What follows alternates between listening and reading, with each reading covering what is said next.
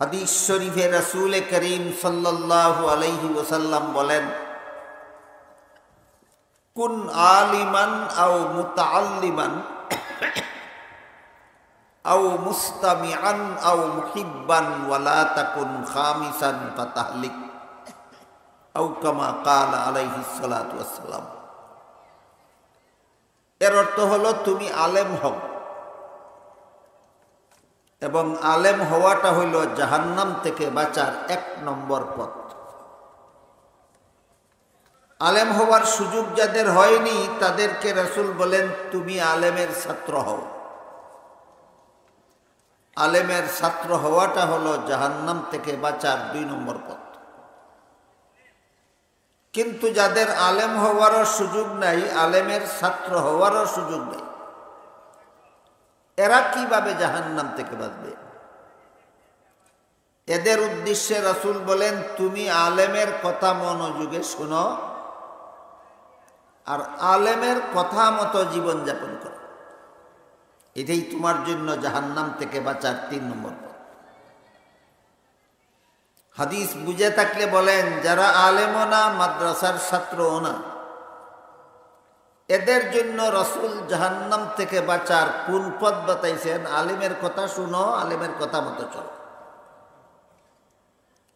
এই ৩ নম্বর পথে সমাজের সর্বস্তরের মানুষকে জাহান্নাম থেকে বাঁচাবার জন্য প্রায় সমস্ত কওমি মাদ্রাসার পক্ষ থেকে বৎসরে কমপক্ষে একটা করে সম্মেলন করা হয়, শুধু আপনাদেরকে ৩ নম্বর পথে জাহান্নাম থেকে বাঁচাবার জন্য। মাদ্রাসাগুলির পক্ষ থেকে এই সম্মেলনগুলি করার একমাত্র উদ্দেশ্য সর্বস্তরের মানুষকে জাহান্নাম থেকে বাঁচার পথ দেখাইয়া দেওয়া। এরপরে রাসূল বলেন, আলেমের কথা শোনার সুযোগও যদি কারো না থাকে, ধরুন কথার কথা এক ব্যক্তি 10 বৎসরের জন্য জেলখানায় বন্দী হয়ে গেল, 20 বৎসরের জন্য বন্দী হয়ে গেল, আজীবনের জন্য জেলখানায় বন্দী হয়ে গেল, আলেমের কাছে আসতেও পারে না, কথা শুনতেও পারে না। এমন লোকের জন্য রাসূল বলেন, তুমি আলেমকে মহব্বত করো, এটাই তোমার জন্য জাহান্নাম থেকে বাঁচার ব্যবস্থা হবে। আলেমকে মহব্বত করার হুকুম করছেন আল্লাহর রাসূল এই হাদিসের শেষ অংশে। তুমি আলেমও হতে পারোনি, আলেমের ছাত্রও হতে পারোনি, আলেমের কথা শোনারও সুযোগ নাই, তুমি আলেমকে মহব্বত করো, এই মহব্বত করাটাই তোমার জন্য জাহান্নাম থেকে বাঁচার ব্যবস্থা হবে। এখানে এসে অনেকের মাথায় ধরে না, বুঝে আসে না যে রাসূল কেন হুকুম দিলেন আলেমকে মহব্বত করার। এই জন্য যাদের আল্লাহর রাসূলের এই হুকুমের কারণটা যাদের বুঝে আসে না, তারা আগে আমরা বুঝে নেই যে আল্লাহর রাসূল কোন কারণে আমাদেরকে হুকুম দিলেন আলেমকে মহব্বত করা। তারপরে বোঝার চেষ্টা করব আলেমকে মহব্বত করলে কিভাবে জাহান্নাম থেকে বাঁচা যায়। এই বিষয়টা বোঝার জন্য আমি একটা উদাহরণ দিই। দেখুন, ধরুন একটা বাচ্চা তার মায়ের গর্ভে থাকা অবস্থায় তার বাবা মারা গেল, জন্ম হইয়া এতিম হইল না মায়ের পেটেই এতিম হইল? হ্যাঁ, মায়ের পেটেই এতিম। এই এতিম বাচ্চা যখন মায়ের গর্ভ থেকে ভূমিষ্ঠ হইল, জন্ম হইল, বাবা না থাকার কারণে চাচা তাকে লালন পালন করলো, লেখাপড়া করাইলো, মানুষ রূপে গড়ে তুলল। বুঝে থাকলে বলুন তো, বাচ্চাকে লালন পালন করে লেখাপড়া করাইয়া মানুষ রূপে গড়ে তোলার দায়িত্বটা আসলে কার? বাবার। বাবা না থাকায় কাজ করে দিল কে? তাহলে বাবার কাজ চাচাই করে দিল। এই জন্য যদি কোনো লোক ওই এতিম বাচ্চাটাকে বলে যে তুমি তোমার চাচাকে এই বাবার মতো সম্মান করবে, বলেন তো এই কথা বলার যুক্তি আছে কি নাই? কি যুক্তি? তোমার চাচাই তোমাকে বাপের কাজ করে দিয়েছে, তোমার চাচাই যেহেতু তোমারকে বাপের কাজ কইরা দিছে, এই জন্য চাচাকেই বাপের মতো সম্মান করো। ঠিক তেমনি ভাবে আমরাও দুনিয়াতে আসার আগেই আমাদের রুহানি বাবা মুহাম্মদুর রাসূলুল্লাহ দুনিয়া থেকে বিদায় হয়ে গেছে। মুহাম্মদুর রাসূলুল্লাহ সাল্লাল্লাহু আলাইহি ওয়াসাল্লাম গোটা উম্মতের রুহানি বাবা, উম্মতের সর্বলোকের রুহানি বাবা। তিনি আমরা দুনিয়াতে আসার আগেই তিনি দুনিয়া থেকে বিদায় হয়ে গেছে। যদি আমরা দুনিয়াতে আসার পর উনি থাকতেন, তিনি আমাদেরকে জাহান্নাম থেকে বাঁচার পথ দেখাইতেন। আমরা দুনিয়াতে আসার আগেই তিনি বিদায় হয়ে গেলেন, এখন আমাদেরকে জাহান্নাম থেকে বাঁচার পথ দেখাবার আর কেউ নাই একমাত্র আলেম ছাড়া। তাহলে কার কাজ কে করতেছে? নবীর কাজ আলেমরা করতেছে। ওই বাচ্চার বেলায় যেমন ভাবে বাপের কাজ চাচাই করছে, ঠিক তেমনি ভাবে আমাদের বেলায়ও নবীর কাজ আলেমরা করতেছে। নবী দুনিয়াতে থাকাকালে দুনিয়ার মানুষকে জাহান্নাম থেকে বাঁচার পথ নবী দেখাইতেন। নবী না থাকার কারণে কিয়ামত পর্যন্ত দুনিয়ার মানুষকে জাহান্নাম থেকে বাঁচার পথ আলেমগণ দেখাইবেন। আমার কথা বুঝে থাকলে বলেন, এখানে কার কাজ কে করে? নবীর কাজ আলেমরা করে। এই কারণে নবী বলেন, তুমি আলেমকে মহব্বত করো। আলেমের চেয়ে বড় দরদি তোমার এই জগতে আর কেউ নাই। আলেম ছাড়া দুনিয়াতে এমন মানুষ নাই যে তোমাকে জাহান্নাম থেকে বাঁচার পথ দেখাবে। কারণ যে আলেম না, সে তো নিজেই জাহান্নাম থেকে বাঁচার পথ চিনে না। জাহান্নাম থেকে বাঁচার পথ চিনে আলেমগণ, কাজেই আলেম ছাড়া তোমাকে জাহান্নাম থেকে বাঁচার পথ দেখাবার মতো দরদি জগতে আর কেউ নাই। এই কারণে রাসূল বলেন, তোমার যদি আলেমের কথা শোনারও সুযোগ না থাকে, আলেমকে মহব্বত করো। এই মহব্বত করাটাই তোমার জন্য জাহান্নাম থেকে বাঁচার ব্যবস্থা হবে। এবার আমরা বোঝার চেষ্টা করি, আলেমকে মহব্বত করলে কিভাবে জাহান্নাম থেকে বাঁচার ব্যবস্থা হবে। হাদিস শরীফে রাসূল করিম সাল্লাল্লাহু আলাইহি ওয়াসাল্লাম বলেন, হাসরের মাঠে যখন সারা দুনিয়ার সমস্ত মানুষ জীবিত হয়ে দাঁড়াবে, তখন আল্লাহ আলেমগণকে বলবেন, হে আলেমগণ, তোমরা জগতের সকল মানুষ থেকে আলাদা হয়ে আলাদা কাতারে দাঁড়াও। আলেমগণ যখন আলাদা কাতারে দাঁড়াবেন, তখন আল্লাহ আলেমগণকে বলবেন, আমি আল্লাহ দুনিয়াতে তোমাদেরকে আলেম হওয়ার সৌভাগ্য দান করেছিলাম, জাহান্নামের আগুন দিয়ে জ্বালাবার জন্য নয়, তোমরা জান্নাতে চলে যাও। কাদেরকে বলবেন? আলেমদের। তাহলে আপনাদের যাদের ছেলে মেয়েদেরকে মাদ্রাসায় লেখাপড়া করাইয়া আলেম বানাইলেন, ক্ষতিগ্রস্ত হইলেন না লাভবান? লাভবান। আলেম, যে আলেম হইল তার জন্য লাভ হইল, সে জাহান্নাম থেকে বাঁচবে।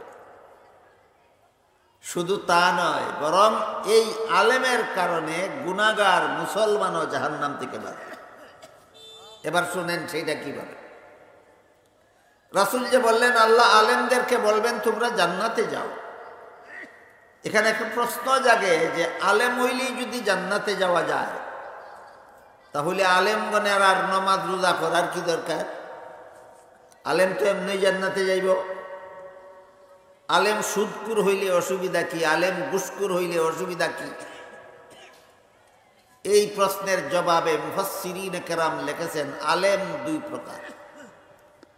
এক প্রকার সমাজের দৃষ্টিতে আলেম, আর এক প্রকার আল্লাহর দৃষ্টিতে আলেম। কুরআন হাদিসের ইলম যিনি শিখেন তাকেই সমাজে আলেম কয়। আল্লাহ এলিম শিখলেই আলেম বলেন না, এলেম মতো জীবন যাপন করলে আল্লাহ আলেম বলেন। বুঝে থাকলে বলেন, সমাজের দৃষ্টিতে আলেম আর আল্লাহর দৃষ্টিতে আলেম বেশ কম আছে। কোরআন হাদিসের এলিম শিখলেই সমাজে কয় তাই না আলিম, আল্লাহ তাহলে আলেম কয় না। এলিম শিকার পরে এলিম মতো জীবন যাপন করলে আল্লাহ আলিম বলেন। কাজেই আল্লাহর দৃষ্টিতে যিনি আলেম তিনিও বেনামাজি হতে পারেন, আল্লাহর দৃষ্টিতে যিনি আলেম তিনিও সুদখোর হতে পারেন, আল্লাহর দৃষ্টিতে যিনি আলেম তিনি ঘুষখোর হতে পারেন না, আল্লাহর দৃষ্টিতে যিনি আলেম তিনি দুর্নীতিবাজ হতে পারেন না, আল্লাহর দৃষ্টিতে যিনি আলেম তিনি জালিয়াতিকারী হতে পারেন, আল্লাহর দৃষ্টিতে যিনি আলেম তিনি চক্রান্তকারী হতে পারেন না। কাজে আল্লাহর দৃষ্টিতে যারা আলেম তাদেরকে আল্লাহ হাসরের মাঠে বলবেন তোমরা জান্নাতে যাও। হাদিস শরীফে রাসূল আরো বলেন, আল্লাহর হুকুমে আলেমগণ যখন হাসরের মাঠ থেকে জান্নাতে রওনা হবেন, তাদের জান্নাতে যাওয়ার পথের পাশে কিছু গুনাহগার মুসলমান দাঁড়াইয়া থাকবে। এক একজন গুনাহগার মুসলমান এক একজন আলেমকে পিছন থেকে ডাকবে আর বলবে, হুজুর আমি দুনিয়াতে আপনাকে মহব্বত করতাম, এই জন্য একদিন এক গ্লাস পানি পান করেছিলাম। একজন সাধারণ মুসলমান একজন আলিমকে এক গ্লাস পানি পান করায় দুশ্মনির কারণে না মহব্বতের কারণে? এই মহব্বতটা কত বড় কাজে লাগবে একটু পরে বুঝবেন। রাসূল বলেন, আরেকজন গুনাহগার মুসলমান আরেকজন আলিমকে ডাকবে, বলবে, হুজুর আমিও দুনিয়াতে আপনাকে মহব্বত করতাম, এই জন্য এক বদনা উজুর পানির ব্যবস্থা করে দিয়েছিলাম। একজন সাধারণ মানুষে একজন আলেমকে এক বদনা উজুর পানির ব্যবস্থা করে দেয় কেন? দুশ্মনির কারণে না মহব্বতের কারণে? মহব্বতের কারণে। এইভাবে যে যা করেছিল বলবে, তারপরে বলবে, কিন্তু আমার গুনার কারণে আজকে আল্লাহ আমাকে হুকুম দিয়া দিছেন জাহান্নামে যাওয়ার। রাসূল বলেন, গুনাহগার মুসলমানদের মুখে এই কথা শুনে আলেমগঞ্জে যার যার জান্নাতে যাইতেছিলেন তারা তাদের জান্নাতে যাওয়া বিরতি দিয়া দাঁড়াইয়া যাবে। তারা ভাববেন যে আমার জান্নাতে আমি পরে যাই, শেষ চেষ্টা করে দেখি এই লোকটাকে জাহান্নাম থেকে বাঁচানো যায় কিনা। এই উদ্দেশ্যে আলেমগণ নিজেদের জান্নাতে যাওয়া বিরতি দিয়া দাঁড়াইয়া যাবে। এই জন্য অন্য হাদিসে আল্লাহর রাসূল বলেছেন, আল্লাহ এবং আল্লাহর রাসূলের পরে আলেমগণের চেয়ে বড় জনদরদি জগতে আর কেউ নাই। আল্লাহর পরে আর আল্লাহর রাসূলের পরে সমস্ত জগৎবাসীর জন্য এক নম্বরের দরদি মানুষ হলো আলেমগণ। এরা দুনিয়াতেও নিজেদের উপায় উপার্জন, রুজি রোজগার, টাকা পয়সা, ধন সম্পদের মোহ, লোভ, লালসা ছেড়ে দিয়ে সাধারণ মানুষের বাচ্চা কাচ্চাকে কলেমা কালাম শিক্ষা দেয় জাহান্নাম থেকে বাঁচাবার জন্য। আখেরাতেও নিজের জান্নাতে যাওয়া বিরতি দিয়ে দাঁড়িয়ে যাবে গুনাহগার মুসলমানকে জাহান্নাম থেকে বাঁচাবার। আপনাদের সমাজে যে সমস্ত মক্তব আছে, সকালবেলার মক্তব, আর যে সমস্ত ছোটখাটো মাদ্রাসা আছে গ্রামে গঞ্জে, সব পল্লীতে, এই সমস্ত মক্তবের আর এই সমস্ত গ্রামগঞ্জের মাদ্রাসার খবর নিয়ে দেখেন, যে সমস্ত শিক্ষকরা সেখানে পড়ায় 2000, 3000, 4000 টাকা মাসিক বেতন সাব্যস্ত করা থাকে, 6 মাস 9 মাস পর্যন্ত বাকি। 3000 টাকা বেতন, তাও 9 মাস বাকি। এরপরেও মাদ্রাসা ফালাইয়া ভাগে না, মক্তব ফালাইয়া যায় না। কেন? মুসলমানের বাচ্চাদেরকে কলেমা কালাম শিক্ষা দেওয়ার জন্য, এদেরকে জাহান্নাম থেকে বাঁচাবার উদ্দেশ্যে। মক্তব বেতন পায় না, মাদ্রাসাত বেতন পায় না, বাচ্চার ফরনো কাপড় নাই, বিবির পেটও ভাত নাই, তারপরেও মাদ্রাসাত ফিরা থাকে, মক্তব ফিরা থাকে, মসজিদও ফিরা থাকে। কেন? এই সমস্ত মুসলমানদেরকে জাহান্নাম থেকে বাঁচার ব্যবস্থা দেওয়ার জন্য। এত বড় দরদি জগতে আলেমগণের চেয়ে আর কেউ নেই। হাসরের মাঠেও রাসূল বলেন, আলেমগণ নিজেদের জান্নাতে যাওয়া বিরতি দিয়ে দাঁড়িয়ে যাবেন এই উদ্দেশ্যে যে দেখি এদের শেষ চেষ্টা করে দেখি এদেরকে জাহান্নাম থেকে বাঁচানো যায়। আলেমগণ দাঁড়াইয়া আল্লাহকে বলবেন, আল্লাহ এই লোকটা ঠিকই কইছে, আমারে মহব্বত করত, এই জন্যই আমাকে এক বদনা উদুর পানির ব্যবস্থা করে দিয়েছে। ওই লোকটা ঠিকই কইছে, আমারে মহব্বত করত, এই জন্যই আমাকে এক গ্লাস পানি পান করেছে।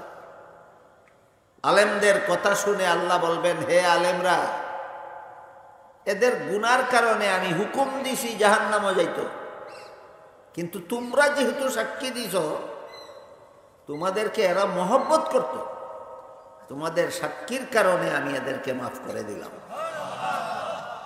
হে আলেমরা, তোমরাও জান্নাতে যাও, এই সমস্ত গুনাহগার মুসলমানদেরকে সাথে নিয়ে যাও। আলেমরে মহব্বত করাটা জাহান্নাম থেকে বাঁচার ব্যবস্থা হইল নি। এই কারণে রাসূল বলে, কুন আলিমান আও মুতাআল্লিমান আও মুস্তামিআন আও মুহিব্বান ওয়ালা তাকুন খামিসান ফাতাহলিক আও কামা ক্বালা আলাইহিস সালাতু ওয়াসসালাম। রাসূল বলেন, তুমি যদি আলেম হতে না পারো, আলেমের ছাত্র হতে না পারো, আলেমের কথাও শোনার সুযোগ না পাও, আলেমকে মহব্বত করো, এই মহব্বত করাটাই হবে তোমার জাহান্নাম থেকে বাঁচার ব্যবস্থা। দুনিয়াতে রাসূল যেভাবে বলে গেলেন হাসরের মাঠে সেভাবেই পাওয়া যাবে কিনা? এতক্ষণের কথা বুঝে থাকলে বলেন, দুনিয়াতে রাসূল যেইভাবে বলে গেলেন আলেমকে মহব্বত করো, এইটাই তোমার জাহান্নাম থেকে বাঁচার ব্যবস্থা হবে, হাসরের মাঠে এই সুযোগ পাওয়া যাবে কিনা?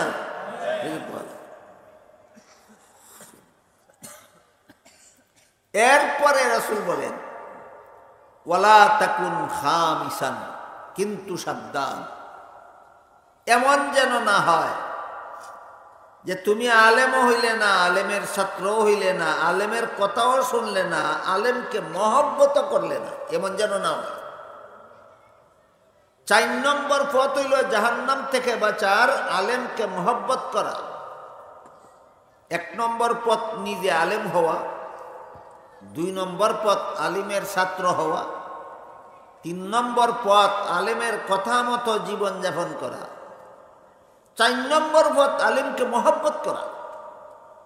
রাসূল বলেন, এমন যদি হয় যে তুমি আলেমকে মহব্বত না করো, তাইলে তোমার কপালে ধ্বংস ছাড়া আর কিছু নাই, তোমার জাহান্নাম থেকে আর রক্ষা পাওয়ার কোনো ব্যবস্থা নাই।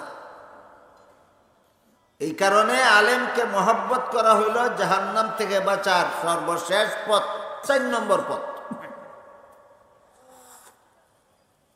জাহান্নাম থেকে বাঁচার এই সমস্ত পথ আপনাদেরকে শিক্ষা দেওয়ার জন্য, বুঝাবার জন্য মাদ্রাসার পক্ষ থেকে এই সম্মেলনগুলি করা হয়।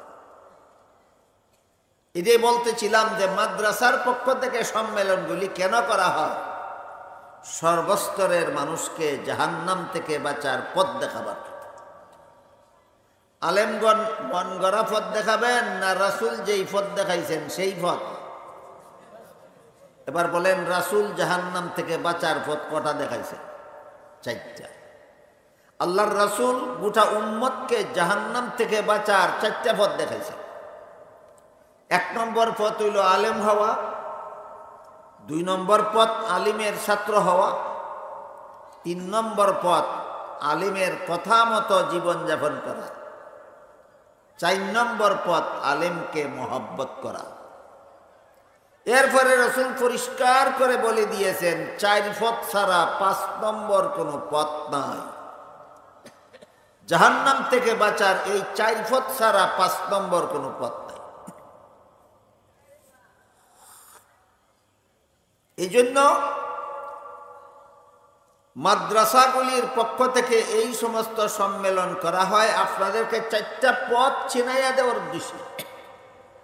এরপরে যে পথে আপনার পক্ষে সম্ভব হয় সেই পথে জাহান্নাম থেকে বাঁচুন। 1 নম্বর পথে সম্ভব হইলে 1 নম্বর পথে জাহান্নাম থেকে বাঁচুন, 2 নম্বর পথে সম্ভব হইলে 2 নম্বর পথে জাহান্নাম থেকে বাঁচুন, 3 নম্বর পথে সম্ভব হইলে 3 নম্বর পথে জাহান্নাম থেকে বাঁচো, সম্ভব না হইলে 4 নম্বর পথে জাহান্নাম থেকে বাঁচো। কিন্তু আলেমকে মহব্বত না করে আলেমদের প্রতি অন্তরে ঘৃণা রাখলে জাহান্নাম থেকে বাঁচার উপায় নাই। আলেমের প্রতি ঘৃণা রাখার কারণ কি? কোনো আলেম যদি আপনার সম্পত্তি জুড়ে দখল করে থাকেন, তিনি তো সত্যিকারের আলেমই না। কোনো আলেম যদি আপনাকে জুলুম অত্যাচার করে থাকেন, তিনি তো সত্যিকারের আলেমই না। তাহলে সত্যিকারের আলেম কোনো মানুষের কোনো ক্ষতি করতে পারে না। সত্যিকারের আলেম কোনো মানুষের সম্পত্তি জুড়ে দখল করতে পারে না। সত্যিকারের আলেম কোনো মানুষকে জুলুম অত্যাচার করতে পারে না। তাহলে আলেমের প্রতি অন্তরে ঘৃণা আসবে কেন? এক শ্রেণীর মানুষ আছে, এদের অন্তরে আলেমের প্রতি ঘৃণা আসে। এরা আল্লাহর কথা রাসূলের কথা বলে কেন? কুরআনের কথা হাদিসের কথা বলে কেন? হালাল হারামের কথা বলে কেন? জায়েজ না জায়েজের কথা বলে কেন? মরণের কথা, কবরের কথা, হাসরের কথা, পুলসিরাতের কথা, জান্নাত জাহান্নামের কথা বলে কেন? এই জন্য আলেমদের প্রতি এদের অন্তরে ঘৃণার সৃষ্টি হয়। এই ধরনের ঘৃণা যদি কারো অন্তরে আলেমদের প্রতি থাকে, তাহলে মরণের আগে আগে তওবা না করলে মরণকালে ঈমান নিয়া মরণ নসিব হবে না।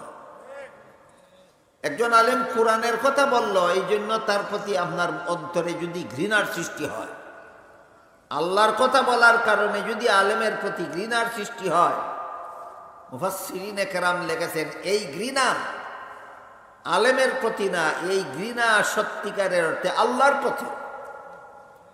একজন আলেম আল্লাহর কথা বললেন, এই জন্য যদি তারে আপনি ঘৃণা করেন, তাহলে আলেমরাই ঘৃণা করলেন না আল্লাহকেই ঘৃণা করলেন? আল্লাহকেই। একজন আলেম রাসূলের কথা বললেন, এই কারণে যদি তার প্রতি আপনার ঘৃণার সৃষ্টি হয়, এই ঘৃণা আলেমকে নয়, এই ঘৃণা রাসূলকেই করলেন। আর আল্লাহকে, আল্লাহর রাসূলকে ঘৃণা করলে ঈমান থাকে না। আল্লাহকে ঘৃণা করলে ঈমান থাকে না, রাসূলকে ঘৃণা করলে ঈমান থাকে। তার যে ঈমান নাই সে জানেও না। মসজিদে যায়, মুসল্লির সাথে নামাজ পড়ে, কিন্তু আলেমকে ঘৃণা কইরা যে আল্লাহরে ঘৃণা করলো, আলেমকে ঘৃণা কইরা যে রাসূলরে ঘৃণা করলো, এই কারণে যে তার ঈমান নাই সে নিজেও জানে না।